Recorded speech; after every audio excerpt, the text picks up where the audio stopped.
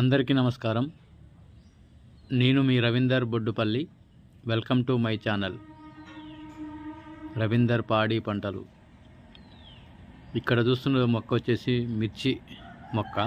3 ఉన్నాయి ఇందులో. ఈ బకెట్లో ఖాళీ బకెట్ ఉంటే అందులో వేసాను. ఇది వేసి ఒక 25 డేస్ అవుతుంది. ఇది చూడండి ఎలా వచ్చాయి బ్రాంచెస్, సైడ్ బ్రాంచెస్. పైన ఇక్కడ ఫస్ట్ ఒకటి ఇలా కట్ చేసేసాను, పై పెరిగే ఇగురు కట్ చేయడం వల్ల ఇలా బ్రాంచెస్ వచ్చాయి. చాలా వచ్చాయి చూడండి.